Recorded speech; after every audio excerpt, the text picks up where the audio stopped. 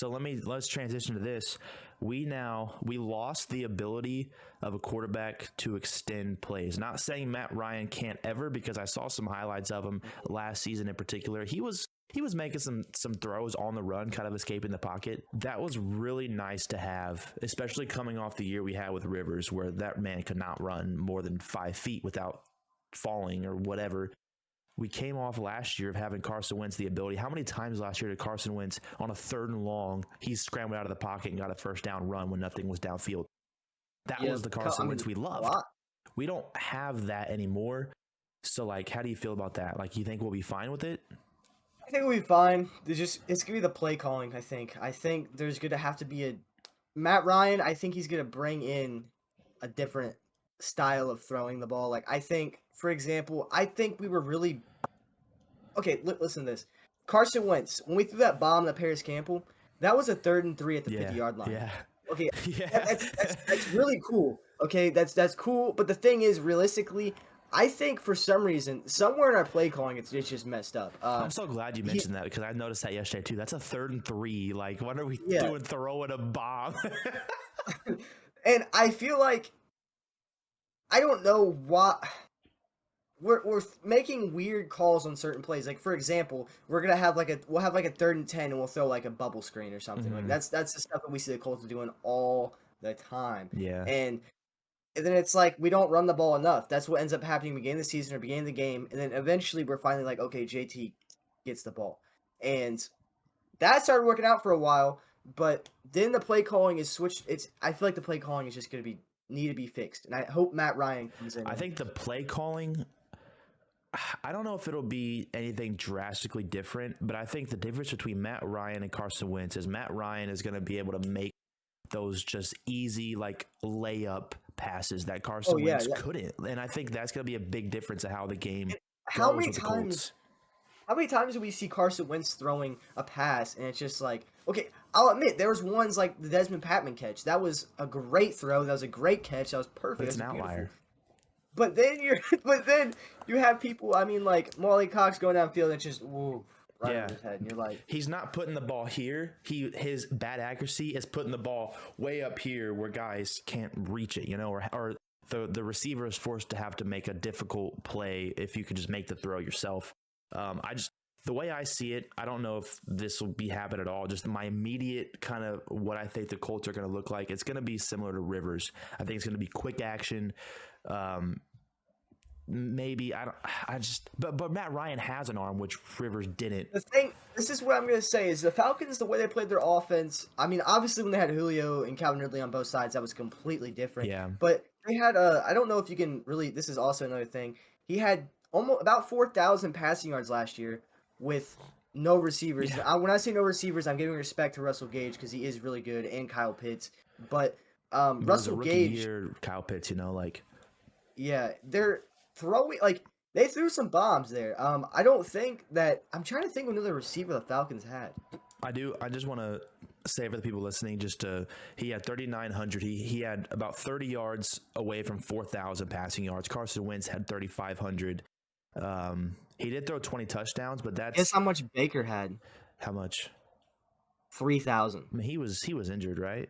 Didn't he miss? He didn't. I don't think he missed any games. Okay. If he missed any games, it might have been 2. Okay. But people will look at Matt Ryan's touchdown numbers compared to Carson Wentz, but that kind of piggybacks off of what you said. They didn't really have anybody special, I guess. Carson Wentz was 27-7 touchdown interception. Matt Ryan was 20-12. I think Matt Ryan will get that that's up. Rough. It's not. It's not anything. It's not like terrible, but it's not anything really. You also got to look at.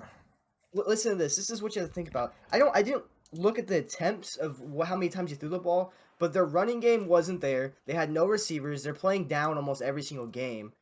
I mean, he's got to be throwing so much more than the average quarterback. Yeah. I would imagine. And the thing we talked about it earlier, but we didn't talk about compared to Wentz. Wentz had a 62% completion percentage last year, which is terrible. Especially, I say it every time we talk about completion percentage. Frank Reich is so massive. It's like the biggest thing when he talks about quarterbacks is their completion percentage and their ability to just complete balls. Like, quit making everything so much harder. Wentz was 62%, which is a very bad one, and Matt Ryan last year was 67%, and you hinted on it. That one time out of 10 years he's had under a 65. I mean, Carson Wentz 62, 57 in 2020, 63, 69. Like, that's not good at all. So I want to keep bashing Baker Mayfield. I love it. Okay. Baker Mayfield had a season where he threw 59%. That was either 59? Yeah, 59. It was either last year or this year. Carson was at 57 in 12 games again his last year in Philly. It's so bad. Yep.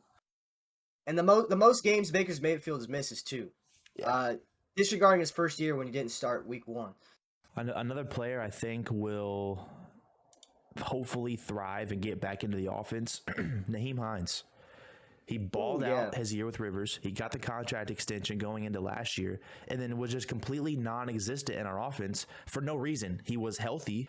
He's a playmaker on offense. You get the ball in his hand. Doesn't matter if it's in the run game or the pass game. And this tweet says 2 years ago with Phil Rivers, Hines had a career year of 63 catches, 482 yards, and 4 touchdowns. I'm not even going to say what his stats were last year because, like I said, he was severely underutilized. I think Nyheim Hines will get back into the offense, thank God, because he's a playmaker that we need on that side of the ball. So if you look at this for the Falcons, okay, Cordell Patterson had a big year, right? Yeah. What's he do? He plays receiver and running back. All-around guys. And that's what Nyheim Hines is. So yes. Maybe we're sitting here, forecasting Nyheim Hines to ball out this year simply because of that. But we also got to take into account that the Falcons actually had no running game. So if you put in Jonathan Taylor, then it's going to take away from Nyheim. So I think Nyheim could be a great, honestly. I think when I think of Nyheim Hines, to be honest, because we have Jonathan Taylor, I think more of his presence in the receiving game. Oh yeah, definitely. Right now, just because of, like I said, we have Jonathan Taylor, we have the baddest man in football behind the quarterback. So I think he can be more utilized in the pass game rather than the run game. He's still going to get his runs and he's still going to perform in the run game, obviously. But when I think about Nyheim Hines and his role in the offense that I'm talking about right now, I'm specifically saying in the pass game because we need it, because we've already talked about our lack of receivers. So on the Falcons, 110 targets was given to the tight end, which is Kyle Pitts, probably because he's the only guy there. Do you think that converts over the Colts? Do you think they're going to use Mo Cox like that? Do you think he gets a lot? I really want to see it. But I don't know, man. I hope we can see Mo Cox pop off this year. I don't. There's a tweet that I saw. It said, "Who's going to be one of the biggest, basically best season for fantasy that's never been good in fantasy?" And I said Mo Cox. Mm-hmm. I think that's a very far Especially stretch. now. I mean, we don't have Jack Doyle now either, so he is our number one tight end guy now. It's Mo Cox. And this guy is good. I don't understand why we don't just use him like a tight end one. I know. I know it's so bad. I know. We talk about it every time. We talk about it, man. Again, Mo Cox and Nyheim Hines, I think, are the two guys that were severely underutilized last year. I don't know if it was a Carson Wentz thing, because 2 years ago with Phillip Rivers they weren't, and it was working. Last year our offense was just super weird in the pass game. Hopefully that changes with Matt Ryan, to be honest.